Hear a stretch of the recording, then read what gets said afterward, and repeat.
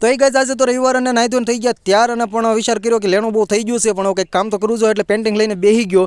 જો આ હશે મારી 50,000ની ખુરશી ને 10,000ની ગાદી અને પછી લઈ લીધી પેન્ટિંગ હાથમાં. જો આ પેન્ટિંગ હું બનાવું છું, કેવી બને એ તો હજી ખબર નહીં, પણ આ હાવ ઝાખો ફોટો છે ને એમાંથી આપણે ક્લિયર કરવાનો છે. લઈ તો લીધું છે વર્ક, બરાબર. હવે પૂરું કરવાની કોશિશ તો કરશું.